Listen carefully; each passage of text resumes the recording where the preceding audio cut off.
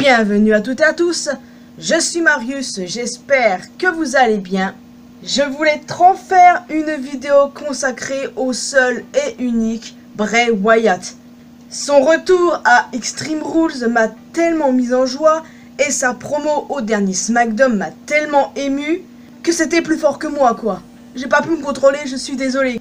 Et puis, j'ai pu élaborer des théories. Et franchement, il y a de quoi faire quand on a un génie comme Bray Wyatt, n'est-ce pas? Dans tous les cas, le dernier SmackDown nous laisse avec encore plus de questions. À Extreme Rules, à la fin du show, nous avons pu voir les anciennes mascottes de la Firefly Funhouse. Rambling Rabbit, Mercy the Buzzard, Abby the Witch et Huskus the Pig. Et on a aussi vu le Fiend en ringside. Alors, d'après beaucoup de fans, des catcheurs seraient dans ces costumes. J'en ai évidemment parlé lors de ma review sur Extreme Rules, donc je vais élaborer certains points dans cette vidéo dont j'ai déjà parlé dans celle d'Extreme Rules. Pour beaucoup, le pseudo qu'utilise Bray sur Twitter, Wyatt6, serait le nom d'une toute nouvelle faction dirigée par The Ether of World. Avant le dernier SmackDown, des théories sur qui se cacherait potentiellement dans ces mascottes ont envahi les réseaux sociaux. Voici donc quelques exemples pertinents ou non, peu importe. Alors, pour Rambling Rabbit, il y a des noms comme Dexter Lumis, Joe Gacy ou Bo Dallas qui sont sortis. Techniquement, Dexter, ça n'a aucune logique vu la situation actuelle dans laquelle il se trouve. Enfin, à condition qu'il gagne contre le Miz ce soir. Pour Mercy the Buzzard, il y a Baron Corbin ou encore Grayson Waller. Corbin, bon, pas impossible. Apparemment, il travaille sur un nouveau personnage avec Triple H. Et contre à Grayson Waller, ben lui, il se joue de nous, donc on l'exclut. Pour Abby the Witch, il y a Alexa Bliss, Liv Morgan et Nikki Cross. De très bons exemples. Pour Huskus the Pig, on a Eric Rowan, Braun Strowman, Joe Gacy.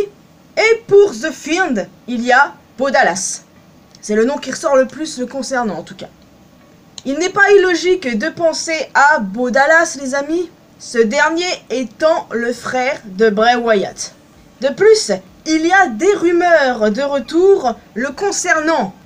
Aussi, ce n'est absolument pas illogique non plus de penser à Liv Morgan, et ce pour trois raisons.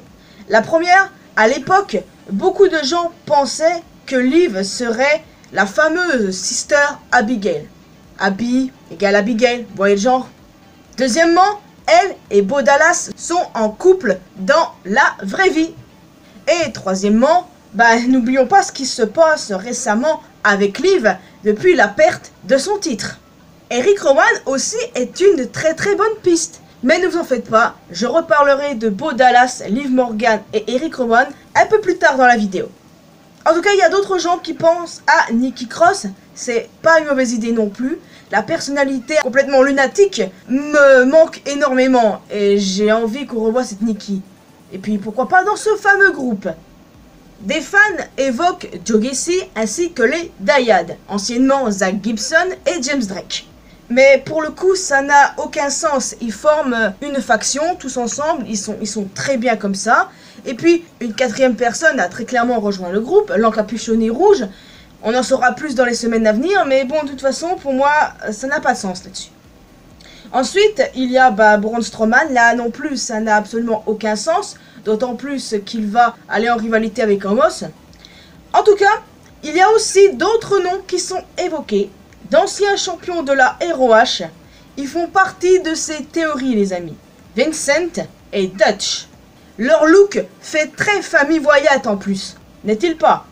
D'ailleurs, beaucoup pensaient que les deux noms qui ont été récemment trademark par la WWE, Uncle Harper et Uncle Howdy, étaient pour eux.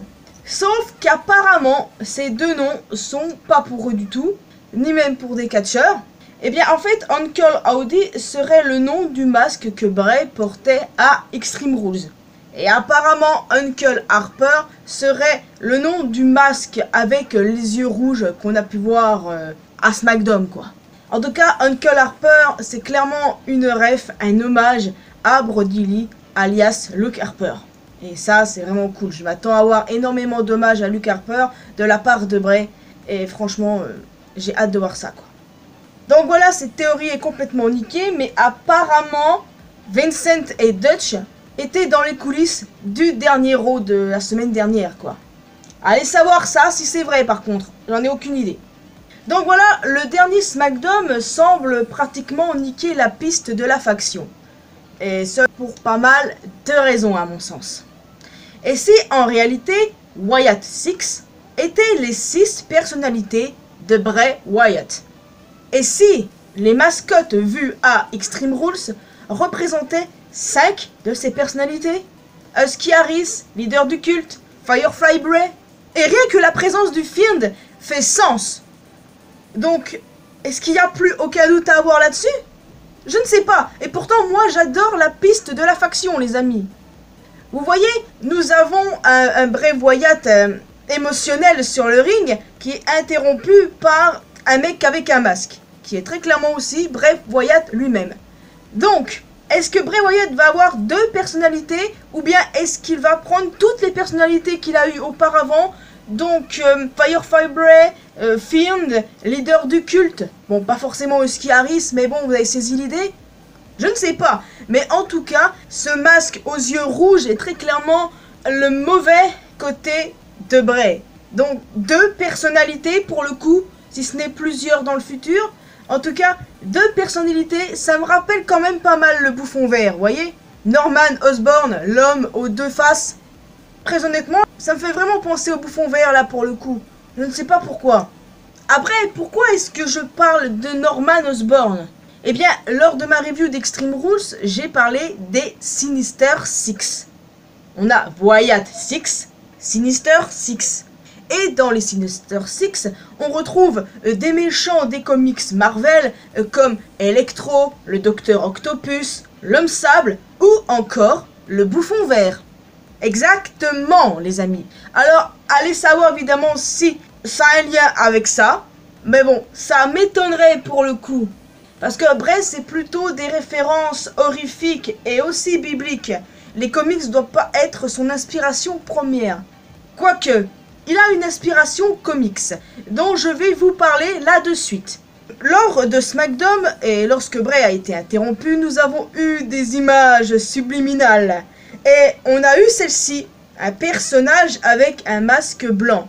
Avant de vous parler de qui pourrait être ce personnage, il se trouve que ce masque blanc est une référence claire aux comics de DC. Oui, en effet, on retrouve ce masque dans des comics Batman. Et ce masque est porté par un culte, la cour des hiboux. Exactement, donc oui, si je dis pas de conneries, c'est bien un culte, ce qui correspond totalement à Bray, leader du culte. Mais le délire de hibou, d'où ça vient? Parce que Bray, c'est plutôt les vautours et compagnie. Ouais, très bonne question, mais pas mal de personnes, j'ai vu sur les réseaux, lient les hiboux à Dutch et Vincent. Donc je ne sais pas, à voir. Dans tous les cas, pour revenir sur ce fameux personnage masqué, qui est-il? Vous pouvez le voir, il a les cheveux noirs. Comment ne pas penser à Bo Dallas? Bon, il y a quelques gens qui évoquent Nikki Cross. Pourquoi pas? Mais Bo Dallas fait beaucoup plus sens, étant donné les rumeurs de retour que nous avons à son sujet. Et franchement, j'ai pas mal envie de croire qu'il pourrait s'agir de lui. Ensuite, parmi les images qui sont montrées lorsque Bray est interrompu à SmackDown, on peut retrouver cet œil. On peut penser à Alexa Bliss, mais aussi à Liv Morgan. Quelle est la phrase préférée de Liv? Watch me. Et avec quoi on regarde? Les yeux. Logique. Alors, encore une évidence qui peut prouver que Liv pourrait faire partie de la faction de Bray. Et on retrouve aussi cette image d'une chèvre démoniaque ultra creepy. Et j'avais la sensation d'avoir déjà vu ce truc quelque part. Et mes recherches ont payé du coup. Merci beaucoup Twitter. Eh bien, il se trouve qu'on retrouve exactement ce même masque sur une ancienne vidéo qui date de 2014 à peu près, je crois, consacrée à Eric Rowan. Exactement.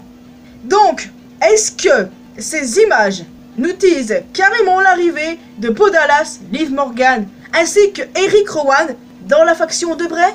Et ben, très franchement, why not? En tout cas, personnellement, ma team de rêve, c'est composé de quoi? Bo Dallas, Eric Rowan, Liv Morgan ou Nikki Cross ou Alexa, peu importe. Hein. Mais bon, j'aimerais bien que ce soit Liv pour le coup, son changement de personnage. Franchement, j'aime bien où ils vont avec. Et pour Vincent et Dutch, j'ai pas poussé mes recherches trop loin, mais ils ont des trucs vachement creepy sur leur compte Twitter. Hein. Je les suis depuis récemment et ils font des trucs vraiment ultra creepy, comme le fait Bray. Donc, pourquoi pas? Là, ça fait clairement une connexion entre tous. C'est ça ma team de rêve. Ne vous méprenez pas les amis, j'adore Bray en solo. Il a déjà exprimé son envie de gérer lui-même ses propres personnages avant son renvoi. Donc qu'il soit solo ou en tant que leader d'une faction, moi je m'en fiche de toute façon, j'aime ce qu'il fait. J'aime toujours ce qu'il fait, peu importe le contexte. Après tout, il s'agit de Bray Wyatt les amis, clairement. Moi je n'ai pas à me plaindre, j'ai hâte de voir la suite avec lui et l'idée de la faction me plaît énormément. Mais je sais que certains rageux diront qu'il y a beaucoup trop de clans à la WWE, surtout du côté de SmackDown du coup. Bon, en soi, c'est pas faux, il y a du monde du côté de SmackDown. Mais en soi, quel est le problème? Je ne vais pas parler de la EW, j'ai pas envie de déclarer la guerre parce que c'est pas du tout mon but. Mais on va plutôt parler de l'époque de l'Attitude Era et de la WCW, où il y avait masse de clans et factions. Bon, il est vrai qu'il y a moins de groupes, factions, clans à Raw, mais bon, pour l'instant, c'est pas trop un problème, à moins qu'ils reforment le Hurt Business ou encore The Way, mais bon, ça c'est une autre histoire pour un autre jour. En tout cas, moi les amis, j'ai envie de rêver, d'imaginer que la faction de Bray Wyatt soit composée de tout ce beau monde, de Bo Dallas, Liv Morgan, Eric Rowan, Dutch et Vincent. Bon, ça c'était qu'un rêve parmi tant d'autres, hein, et franchement, moi... je revois Bray, je suis heureuse quoi, nous sommes tous, on ne va pas cracher dessus après tout, on n'a aucune raison de rager puisqu'il est enfin de retour. Les amis, son renvoi m'a détruite hein, l'année dernière, très clairement, ça m'a détruit. Et le revoir là me rend tellement heureuse que j'ai même pas envie de cracher s'il n'y a pas de faction quoi. Il n'y a aucune raison de le faire, Bray Wyatt est un génie. Qu'il arrive sur le ring avec différentes gimmicks, peu importe s'il a deux gimmicks, lui-même ou bien sa personnalité démoniaque à la Bouffon Vert, peu importe, ou s'il a une faction composée de son frère, de la petite amie de ce dernier, etc. Peu importe, let him in quoi, on aime ce qu'il fait, qu'il continue de faire ce qu'il fait parce qu'on va aimer, peu importe le contexte. Nevermind, parce que c'est Bray Wyatt dont on parle là.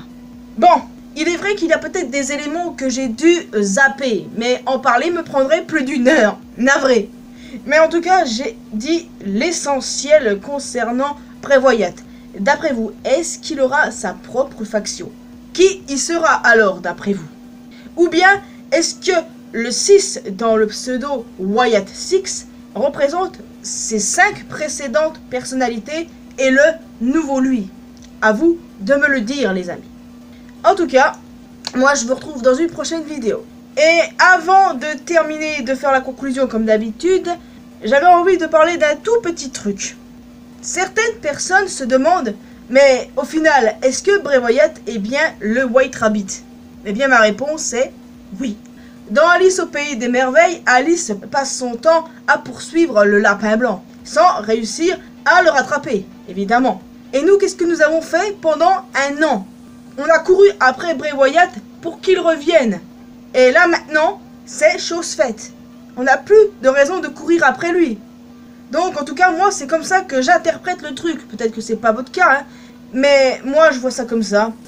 Donc moi je vous retrouve lundi prochain pour ma review sur NXT Halloween Havoc, bien évidemment. En espérant la présence de Chucky, mais ça encore c'est une autre histoire. Et puis je vous retrouve mercredi sur ma chaîne principale pour ma review One Piece. Vous pouvez vous abonner à cette chaîne les amis, ainsi qu'à ma chaîne principale. N'oubliez pas de laisser un petit pouce bleu, ça fait toujours plaisir. Me retrouver sur mes réseaux sociaux, tous les liens sont dans la description. Et quant à moi, je vous retrouve dans une prochaine vidéo. Et vive Bray Wyatt, on est tellement heureux de le revoir, n'est-ce pas? Allez, ciao.